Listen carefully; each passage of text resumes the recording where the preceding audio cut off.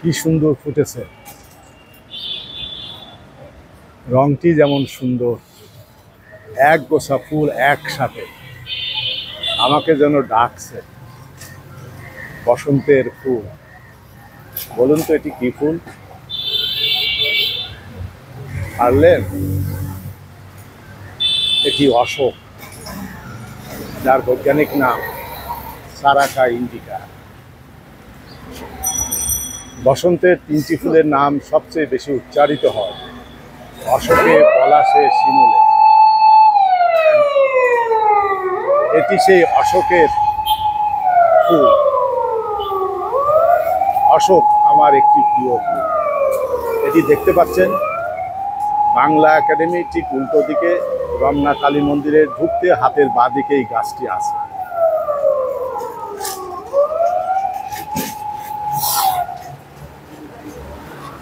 পাতাগুলো বড় কষ্টে আছে, কারণ এবার বৃষ্টি হয়নি। পাতাগুলোর উপর দিয়ে এক স্তর ধুলো পড়ে গেছে। এদের বড্ড কষ্ট হচ্ছে, সত্যি বড্ড কষ্ট হয় যখন এরকম ধুলো পড়ে যায়। সুতরাং বৃষ্টির দরকার। আমার পিছনেই সেই অশোক গাছটি।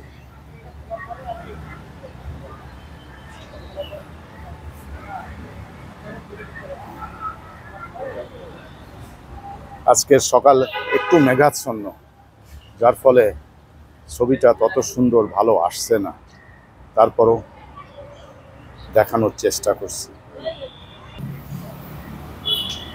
এর আরেকটি পাশ থেকে এই ভিডিওটি ধারণ করছি। দেখুন পুরো গাছটি লাল রঙের থোকায় থোকায় ফুলে ভরে গেছে।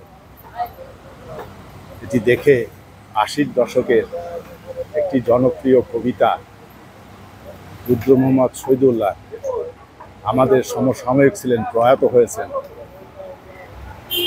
ভালো আছি ভালো থেকো, আকাশের ঠিকানায় চিঠি লিখো। ফুলগুলো যেন আকাশের ঠিকানায় চিঠি লিখে দিচ্ছে। এই কবিতাটি পরবর্তীতে সঙ্গীতে রূপ নিয়েছে এবং এপার বাংলা ওপার বাংলায় জনপ্রিয় উঠেছে। আজকে এই অশোক দেখে সেটি মনে পড়ে গেল রুদ্র মোহাম্মদ শহীদুল্লাহর কথা।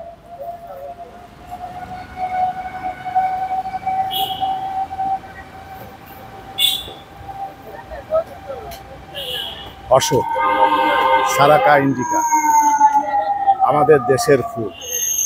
যারা দেশীয় ফুলের কথা বলেন, দেশীয় গাছের কথা বলেন, তারা নিশ্চয়ই অশোকের গুরুত্ব উপলব্ধি করে এটি সংখ্যা বাড়াবেন।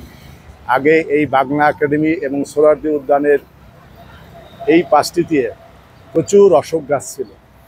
এখন সেটি সরিয়ে সেখানে কে বা কারা মেহগনি গাছ লাগিয়েছে।